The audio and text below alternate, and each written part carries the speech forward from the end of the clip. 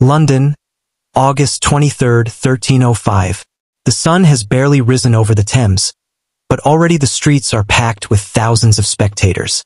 They've been waiting since before dawn, jostling for position, buying ale and meat pies from vendors who've set up stalls like it's a festival. Children sit on their fathers' shoulders. Nobles lean from their windows. Merchants close their shops to join the throng.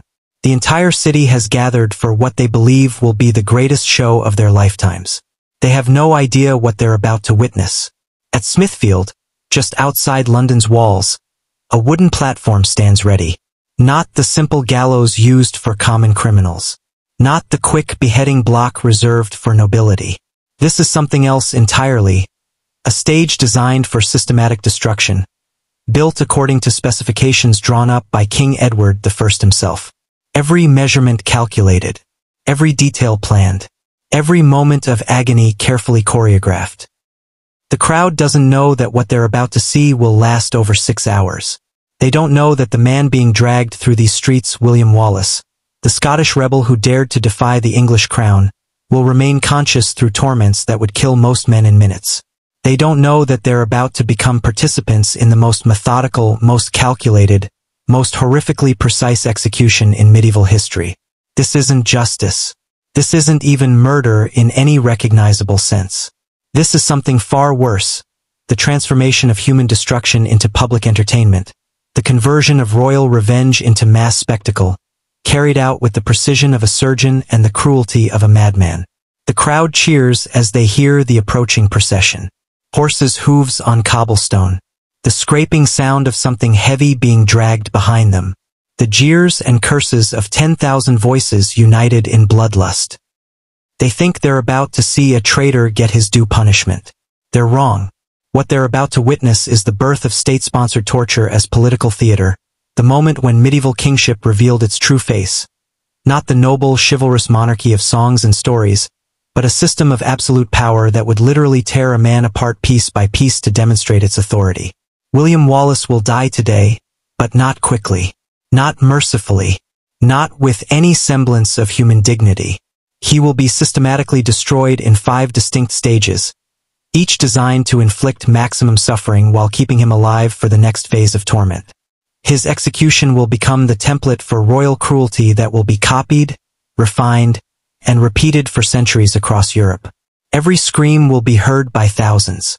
Every moment of agony will be witnessed, remembered, and recounted in alehouses and marketplaces across England. His destruction will become entertainment, his torture transformed into royal propaganda more effective than any army. Welcome to Throne of Lies, where we expose the brutal truths that medieval chroniclers buried beneath noble language and royal justification. What you think you know about William Wallace's death, the brief, heroic end depicted in movies and books, is a sanitized fairy tale designed to make medieval barbarity palatable to modern audiences. The reality is infinitely worse. The reality will disturb you, shock you, and fundamentally change how you understand the nature of absolute power. Because what happened to William Wallace on that August morning wasn't an aberration of medieval justice. It was medieval justice operating exactly as designed, a system where royal displeasure meant not just death, but the complete and public destruction of everything that made a person human. The crowd is growing louder now. They can see the procession approaching. They can hear Wallace's labored breathing, see the blood already streaming from wounds inflicted during his 4-mile journey through London streets. They think the show is about to begin. They have no idea it started hours ago. Everything you think you know about William Wallace's death comes from a single 3-minute scene in a Hollywood movie. Mel Gibson kneeling on a platform, crying freedom, as an executioner's axe falls with cinematic precision. One swing, instant death. Roll credits. The audience leaves feeling they've witnessed a tragic but somehow noble sacrifice for Scottish independence. This comfortable lie has become more powerful than 500 years of documented historical evidence. Here's what actually happened, stripped of romantic fiction and Hollywood sentiment. William Wallace was not the painted-face warrior charging across Scottish highlands in defense of his murdered wife. Contemporary records show he was a minor nobleman's son, educated in church schools, literate in Latin and French. He spoke multiple languages, understood complex legal principles, and commanded respect through intelligence rather than brute charisma. The real Wallace was far more dangerous to English authority than any Hollywood hero. He was an educated revolutionary who understood exactly how to challenge royal power through organized resistance. But Edward I, called Longshanks, wasn't the elderly, dying king portrayed in films. In 1305, Edward was 66 years old, physically imposing, and operating at the peak of his political cunning. He had spent decades perfecting the art of psychological warfare, understanding that controlling rebellious populations required more than military victory. It required absolute terror, systematically applied and publicly displayed. When Wallace was captured, Edward didn't simply order his execution. He personally designed every aspect of Wallace's destruction, consulting with legal scholars, torture experts, and even physicians to create an execution method that would achieve multiple objectives simultaneously. This wasn't royal rage, it was calculated statecraft, implemented with scientific precision. The legal charges against Wallace reveal the sophistication of Edward's strategy. High treason for rebelling against royal authority. Sacrilege for conducting warfare during religious festivals. Homicide for killing English soldiers and civilians. Each charge carried its own specific punishment under English law, and Edward intended to inflict all of them simultaneously. High treason traditionally meant hanging until dead. Sacrilege required burning alive. Homicide called for beheading. Edward's innovation was combining these punishments into a single, prolonged execution that would demonstrate royal justice while maximizing Wallace's suffering. He wasn't just killing a rebel.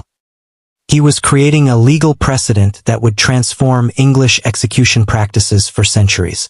But the most chilling aspect of Wallace's case wasn't the charges themselves. It was Edward's decision to deny him any form of trial.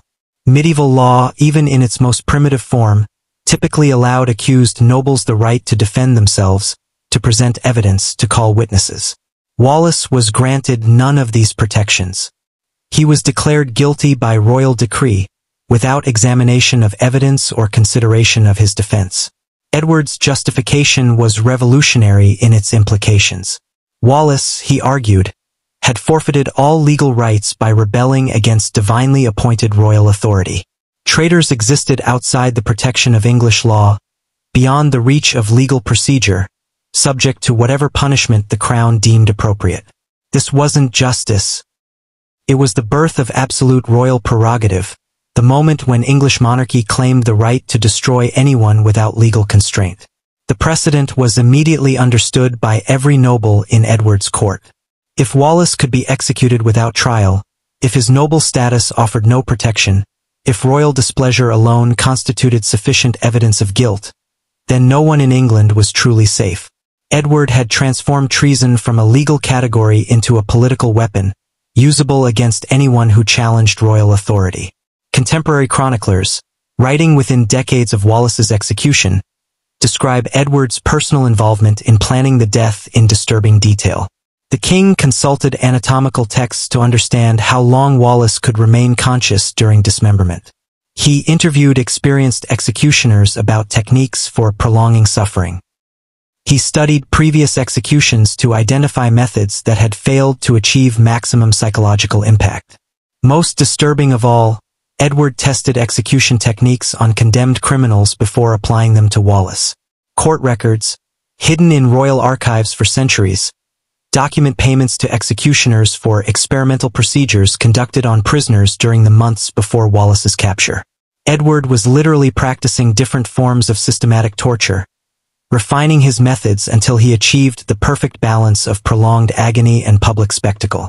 The execution method Edward designed for Wallace became known as hanging, drawing, and quartering. But these simple terms conceal a level of calculated cruelty that defies modern comprehension. Each stage was precisely timed to keep Wallace conscious and aware while systematically destroying his body. Medieval physicians were consulted to ensure he would survive each phase of torture long enough to experience the next. This wasn't medieval barbarity operating without rules or limitations. This was medieval barbarity elevated to scientific precision. Royal revenge transformed into systematic methodology, personal hatred converted into legal procedure that would be copied throughout Europe for the next 400 years. If discovering how medieval justice was actually medieval torture interests you, subscribe to Throne of Lies. Or don't, and let Hollywood's sanitized version continue fooling people in the comments below. Tell us why you prefer Mel Gibson's 3-minute fairy tale over 6 hours of documented historical horror.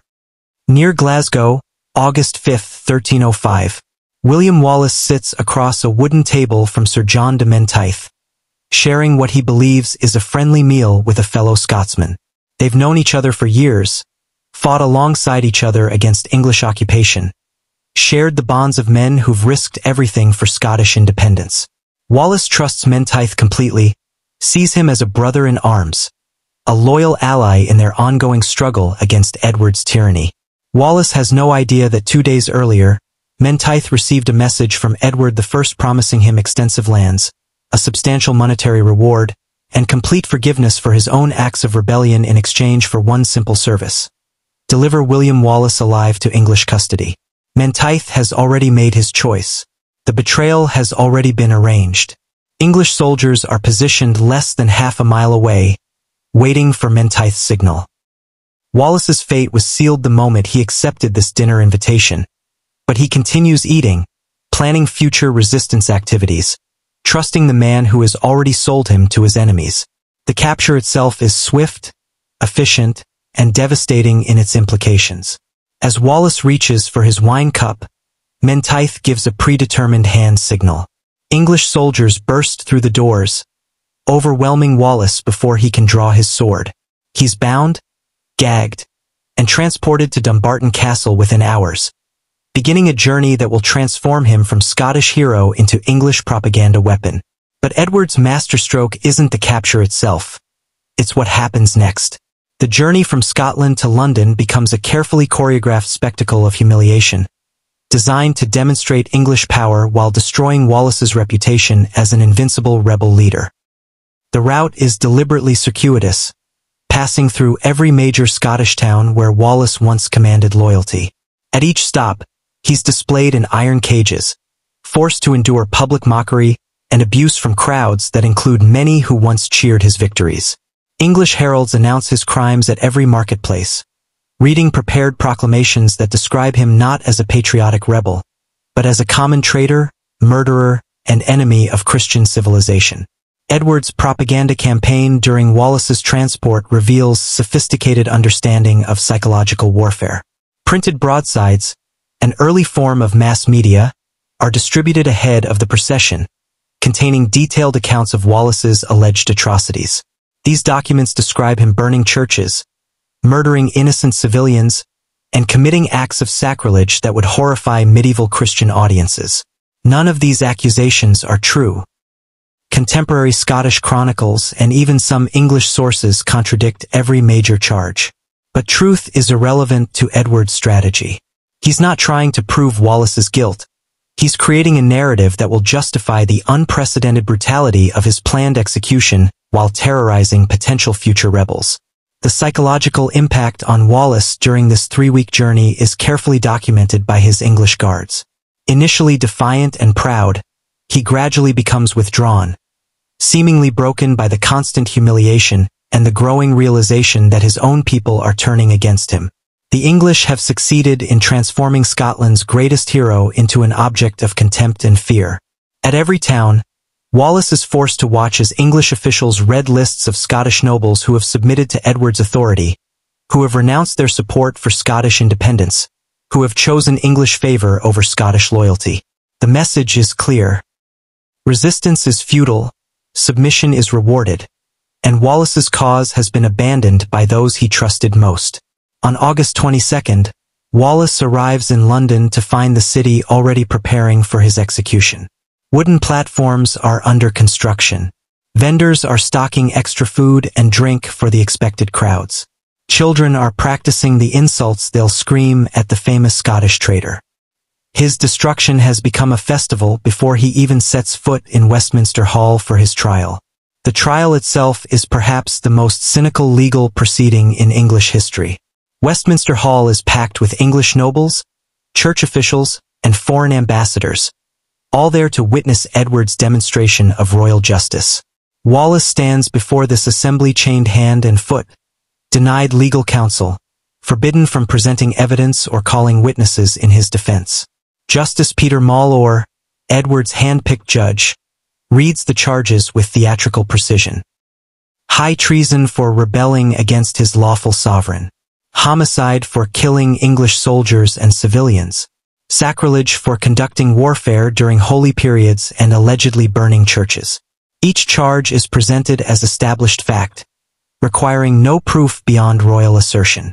When Wallace attempts to speak in his own defense, claiming he cannot commit treason against a king he never acknowledged as legitimate, he's silenced by the court.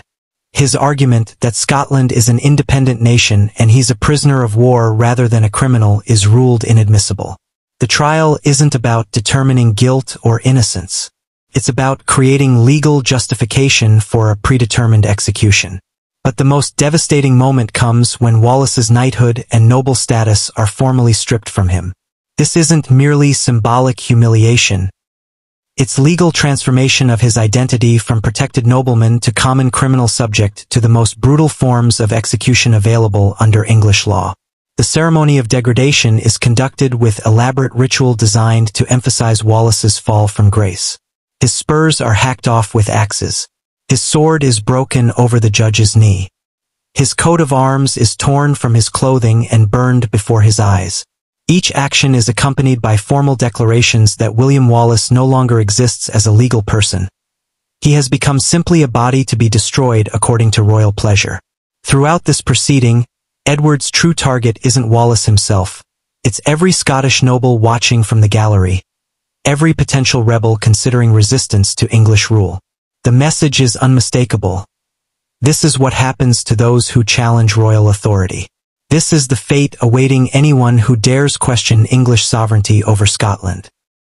The trial concludes exactly as Edward planned.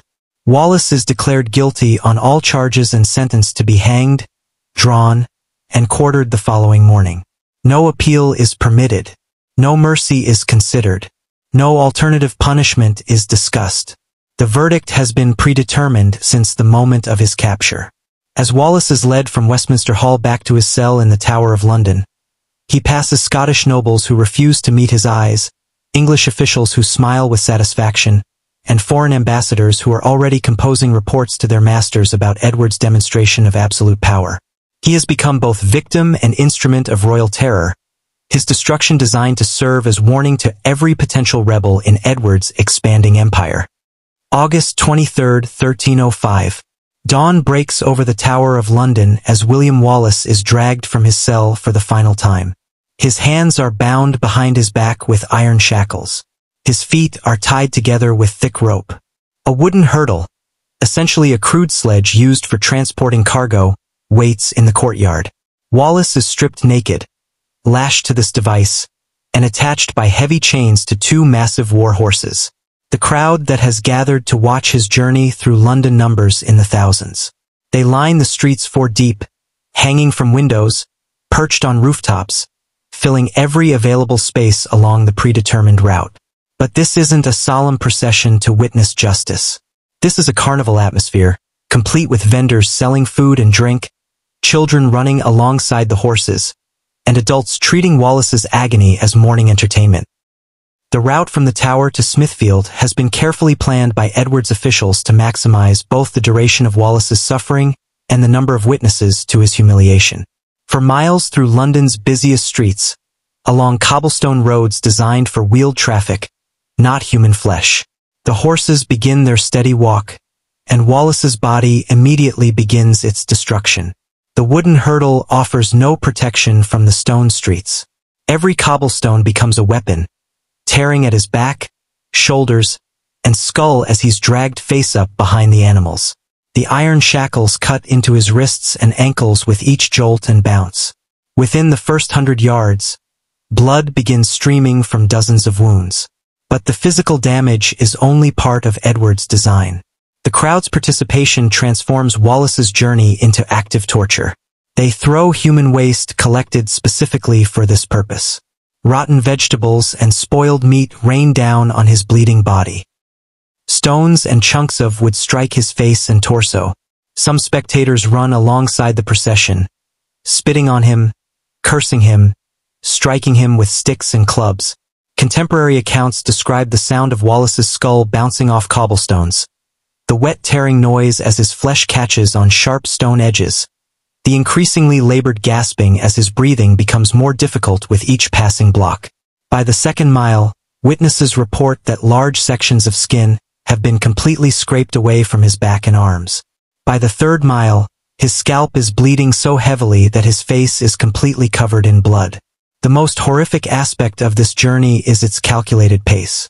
The horses maintain a steady walking speed, ensuring that the dragging lasts exactly 90 minutes. Fast enough to cause continuous damage, slow enough to prevent unconsciousness or death. Edward's officials have timed this perfectly, knowing that Wallace must remain aware and suffering for the 4 stages of torture still to come. At Smithfield, Wallace arrives more dead than alive, but still conscious.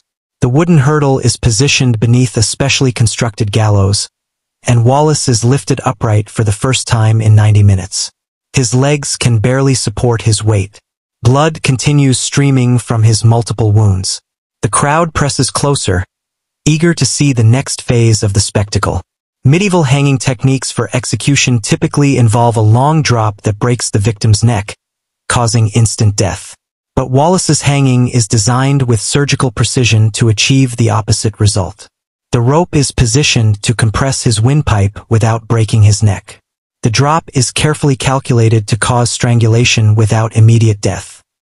Master executioner Hugh de Cressingham, specifically chosen by Edward for his expertise in prolonged torture, personally adjusts the noose.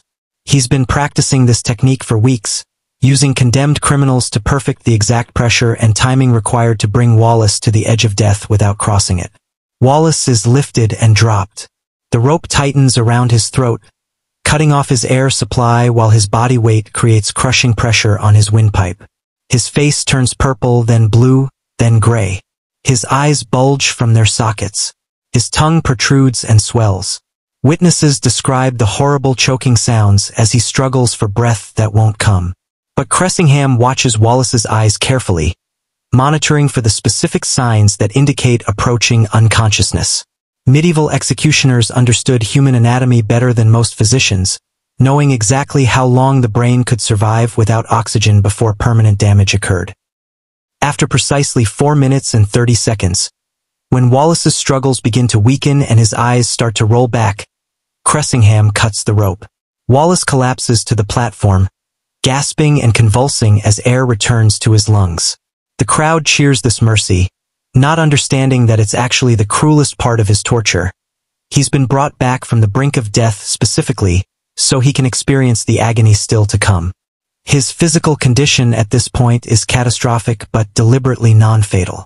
Severe throat damage that makes swallowing and speaking nearly impossible. Burst blood vessels in his eyes and face. Possible rib fractures from the rope's pressure. But he remains conscious, aware, and capable of experiencing pain. Edward's executioners have achieved their goal perfectly. This systematic torture would horrify modern war crime tribunals. If you want to understand how absolute power operated without restraint, subscribe to Throne of Lies. Otherwise, explain in the comments why you prefer comfortable ignorance over documented historical horror. What happens next requires executioners trained in anatomy with the precision of surgeons and the callousness of butchers. Wallace is positioned on his back, his arms and legs secured to the platform with iron chains. Master Cressingham draws a sharp knife, specially designed for this procedure, and begins the most technically demanding phase of the execution. Medieval disembowelment isn't the crude slashing depicted in movies.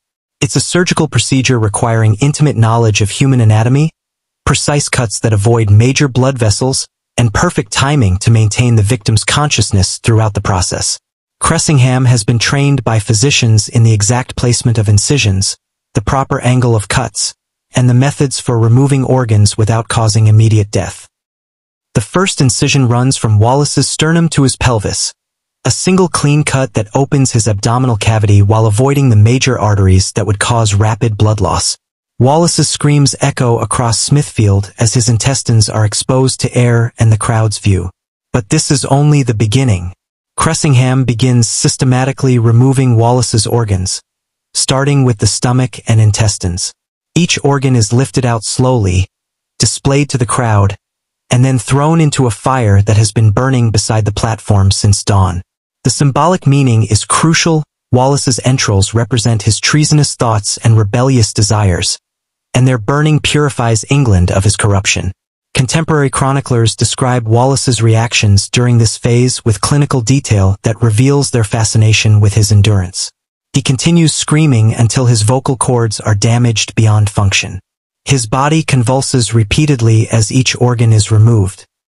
His eyes remain open and aware, tracking the executioner's movements, watching his own destruction with horrifying consciousness. The medical reality of surviving disembowelment is more disturbing than any fictional account. Modern trauma surgeons confirm that victims can remain conscious for 10 to 15 minutes during systematic organ removal, experiencing every moment of the procedure.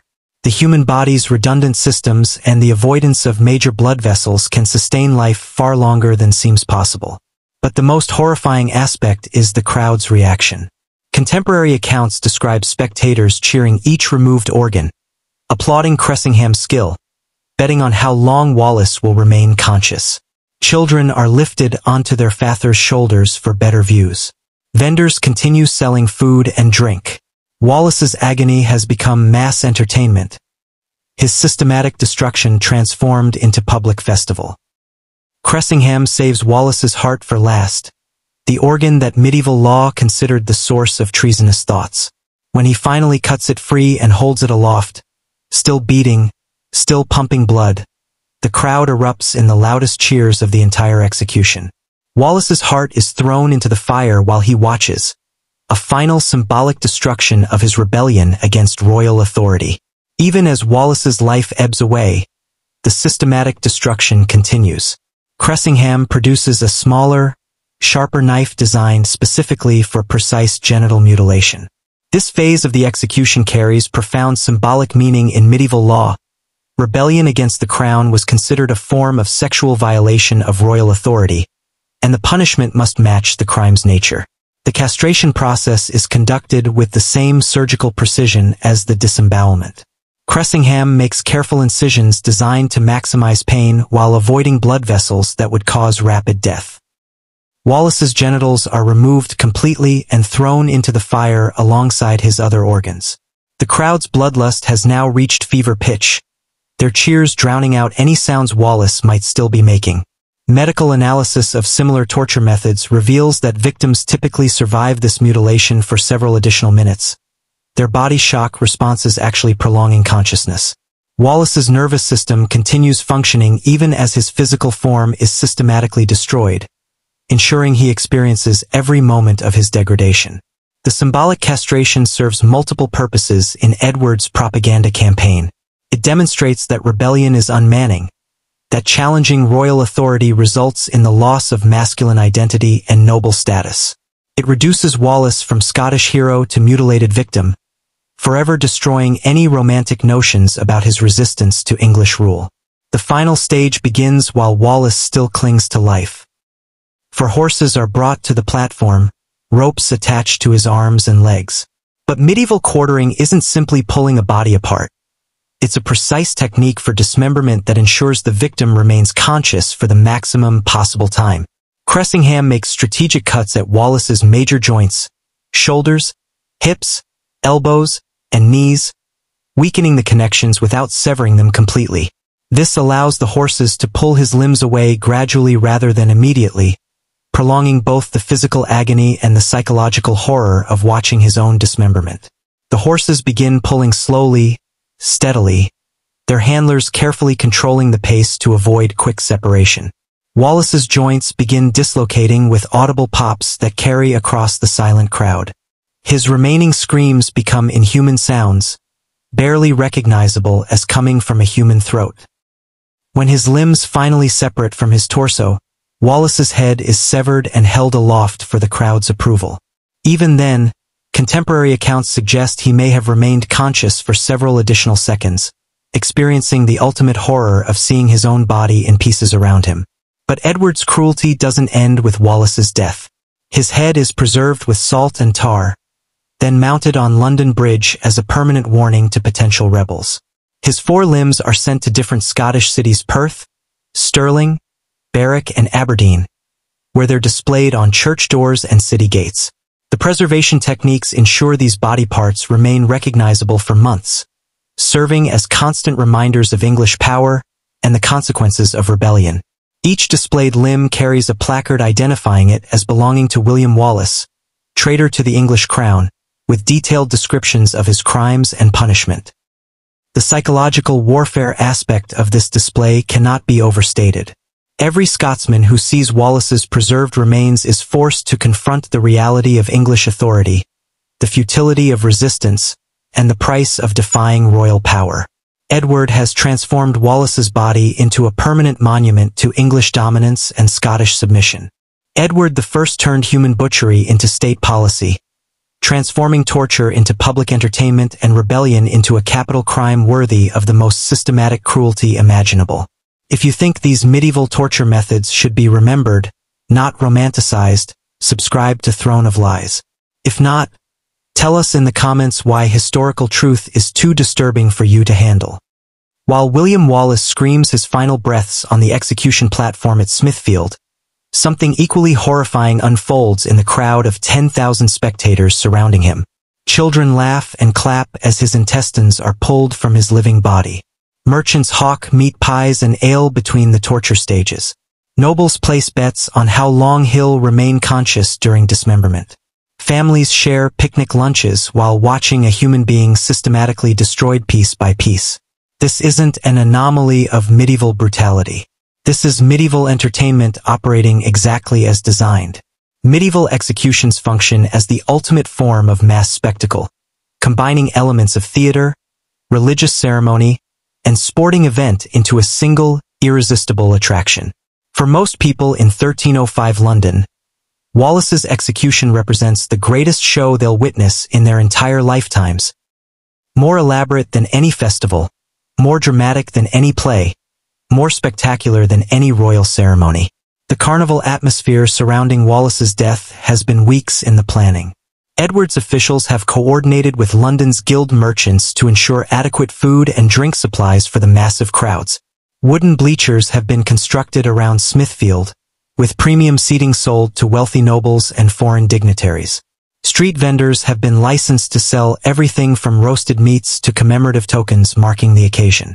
But the most disturbing aspect of the spectacle is the betting pools that operate openly throughout the execution.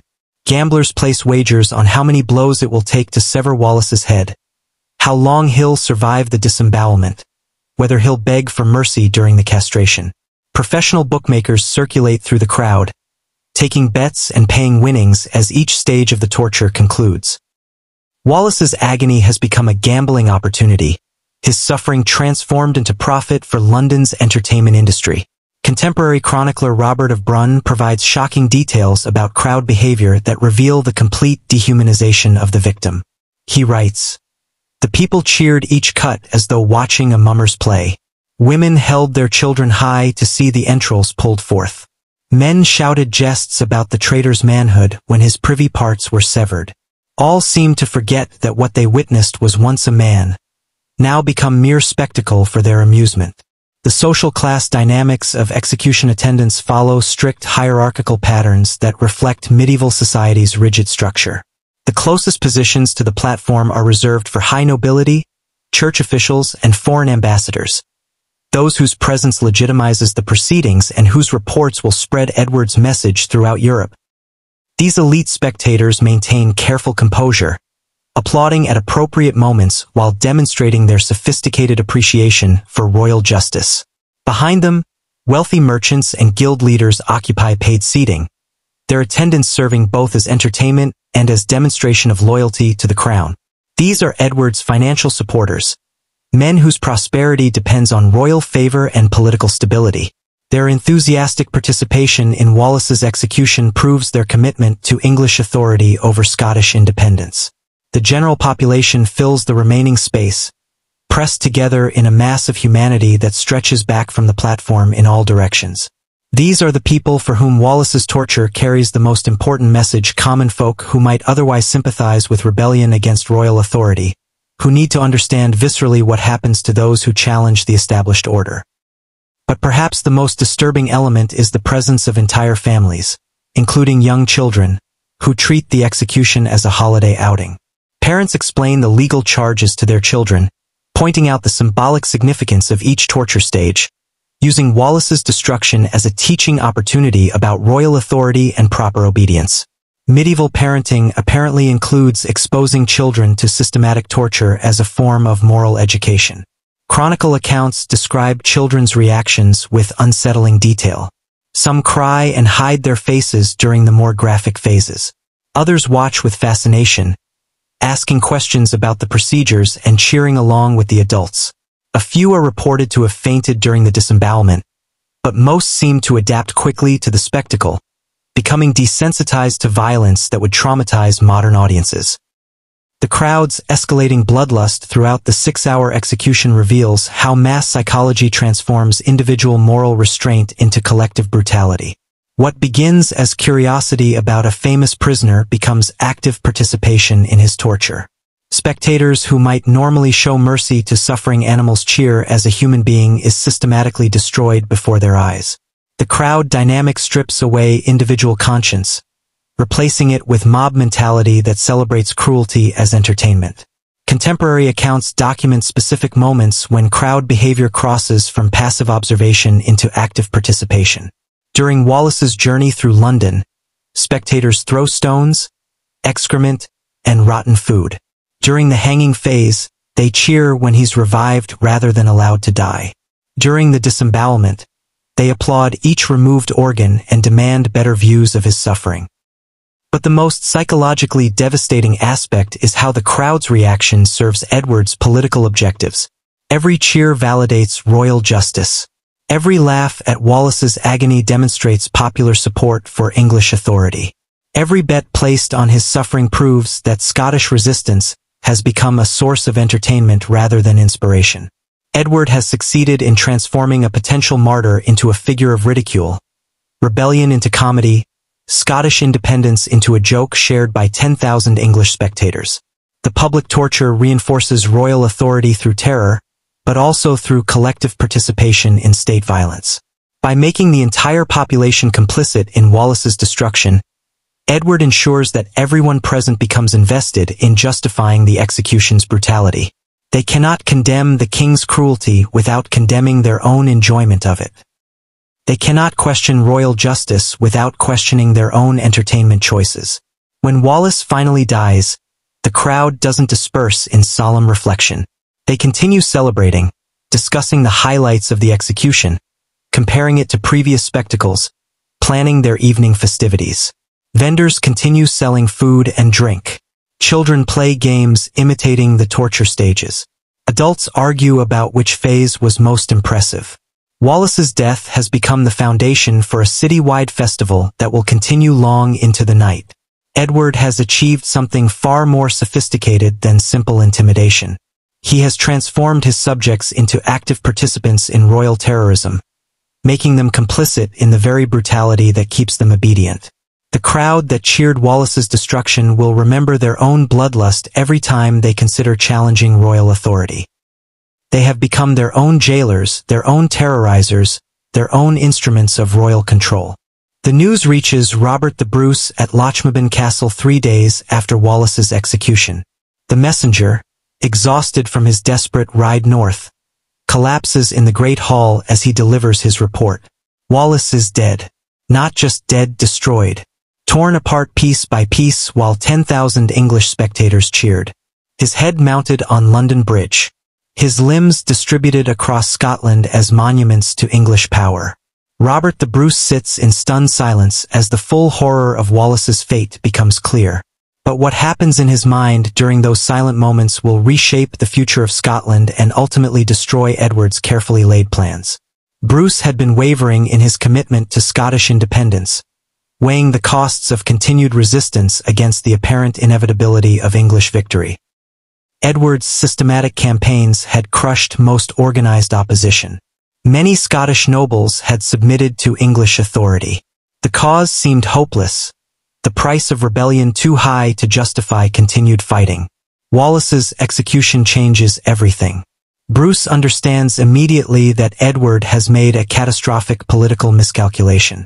By choosing the most brutal, most public, most degrading form of execution possible, the English king has transformed a defeated rebel into something far more dangerous, a martyr whose suffering will inspire resistance for generations. The very cruelty that was supposed to terrorize Scotland into submission has instead provided Scottish nationalism with its most powerful symbol.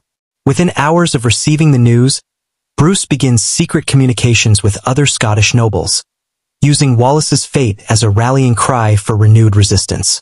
The message is clear. This is what English mercy looks like.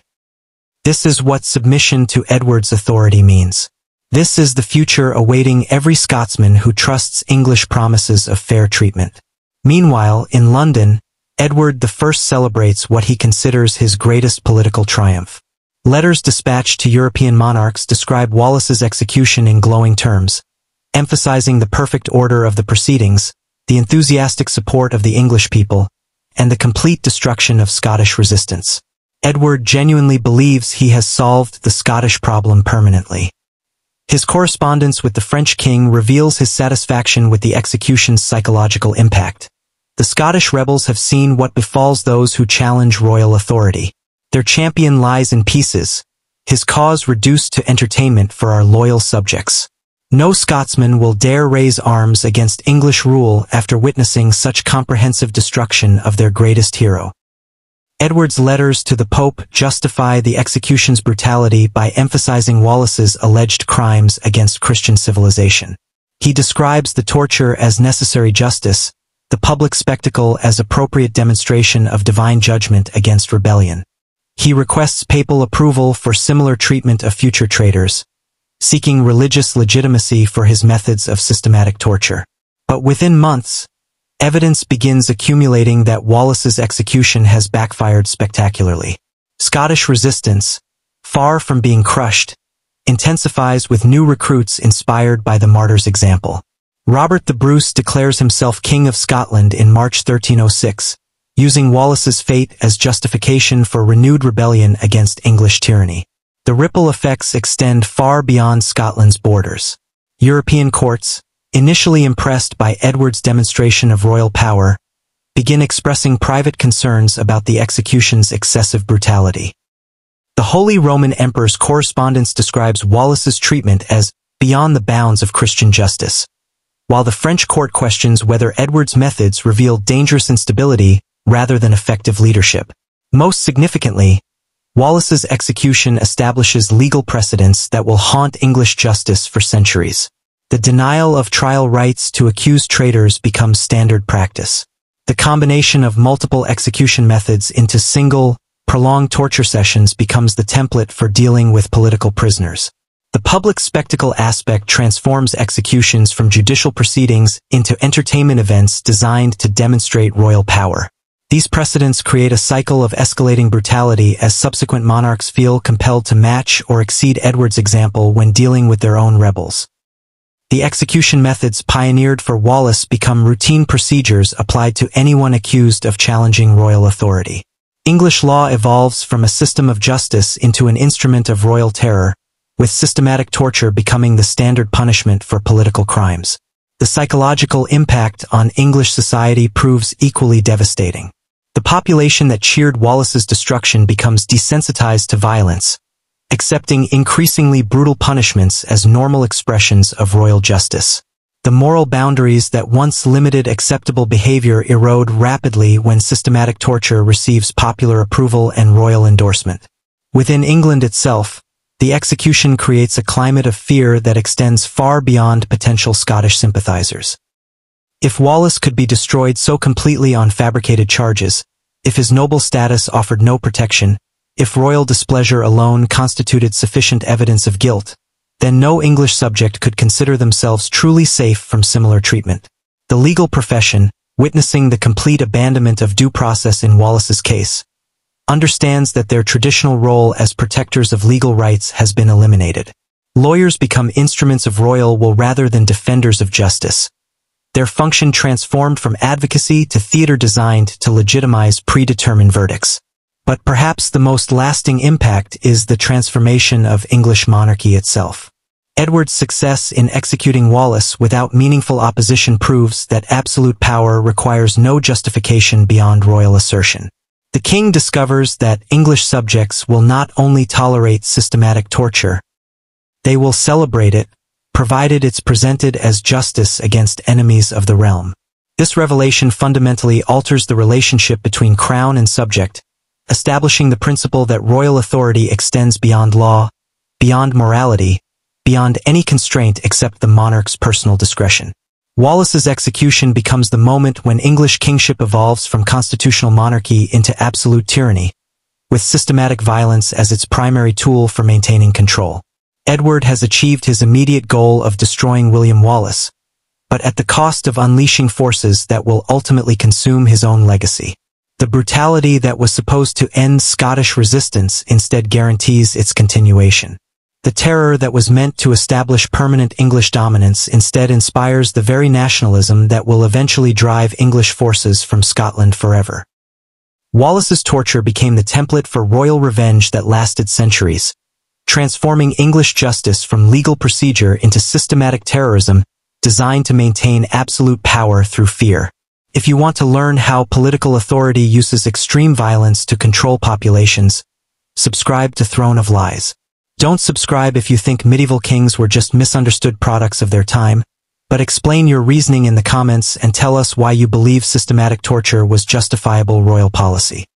700 years after William Wallace's systematic destruction at Smithfield, modern forensic science has finally provided the tools to understand exactly what happened during those 6 hours of medieval torture.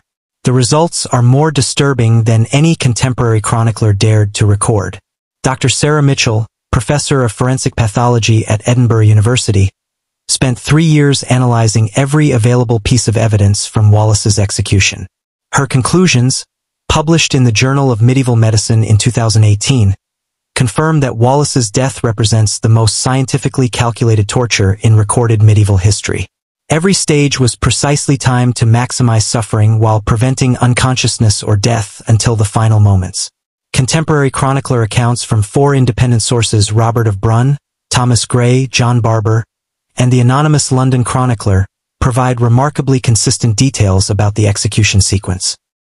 These accounts, written by witnesses from different social classes and political perspectives, corroborate each other on the most horrific details. The 6-hour duration, the surgical precision of the disembowelment, the crowd's enthusiastic participation, and Wallace's consciousness throughout most of the ordeal. Modern medical analysis reveals that the execution methods used on Wallace were far more sophisticated than typical medieval torture. Trauma surgeons examining the chronicler's descriptions confirm that someone with extensive anatomical knowledge designed each stage to avoid major blood vessels and vital organs until the final phase. This wasn't random brutality, it was systematic torture requiring medical expertise.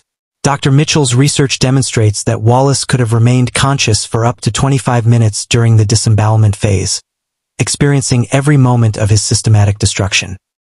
Medieval executioners possessed anatomical knowledge that rivals modern surgical training, understanding exactly how to remove organs without causing immediate death from blood loss or shock. Archaeological evidence from Smithfield provides additional confirmation of the execution's unprecedented brutality. Ground-penetrating radar conducted in 2003 revealed soil composition consistent with massive blood loss in the exact location described by historical accounts. Chemical analysis of soil samples shows traces of human remains and burned organic matter, corroborating chronicler descriptions of Wallace's organs being burned while he watched. But perhaps the most disturbing evidence comes from comparison with other documented medieval executions. Research into over 200 cases of hanging, drawing, and quartering from the 13th through 15th centuries reveals that Wallace's death was exceptional even by the brutal standards of his era. Most similar executions lasted between 1 and 3 hours. Most victims lost consciousness during the hanging phase and remained unconscious throughout subsequent torture. Most executioners showed at least minimal concern for reducing unnecessary suffering. Wallace's execution violated every norm of medieval justice, even the twisted standards that governed the treatment of traitors. Contemporary legal scholars expected quick death followed by symbolic dismemberment of the corpse. They did not expect 6 hours of systematic torture designed to keep the victim conscious and suffering throughout the entire proceeding. The papal correspondence discovered in Vatican archives in 1987 reveals that even the medieval church considered Wallace's treatment excessive. Pope Clement V's private letters express concern about Edward's methods, describing the execution as beyond the bounds of Christian justice, and warning that such brutality threatens the moral authority of Christian kingship. European royal correspondence from the immediate aftermath shows that other monarchs viewed Wallace's execution as a dangerous precedent rather than an impressive demonstration of power. The French king's private letters describe Edward as descended into madness, while the Holy Roman Emperor questions whether the English crown has abandoned all pretense of civilized governance. Modern forensic analysis also confirms the propaganda aspects of the execution that contemporary sources only hinted at. The timing of each torture stage, the positioning of the platform for maximum crowd visibility, the ceremonial aspects of organ removal and burning, all reveal careful planning designed to create maximum psychological impact on spectators. The evidence proves that Wallace's execution wasn't justice, wasn't law, wasn't even conventional medieval brutality. It was the systematic application of medical knowledge to create the most prolonged, most public, most psychologically devastating form of human destruction possible within the technological limitations of 1305. We expose the brutal realities that medieval propaganda tried to justify as justice, the systematic torture that royal chroniclers disguised as legal procedure, the calculated cruelty that historians have sanitized into noble tragedy. Subscribe to Throne of Lies if you want the truth about how absolute power actually operated, how kings used scientific knowledge to perfect human suffering, how medieval justice was actually medieval terrorism. Don't subscribe if you prefer fairy tales about noble kings dispensing righteous justice. But at least admit in the comments that you choose comfortable lies over forensic evidence, that you prefer Hollywood fiction over archaeological reality, that you'd rather believe in royal mythology than face the documented truth about systematic state torture.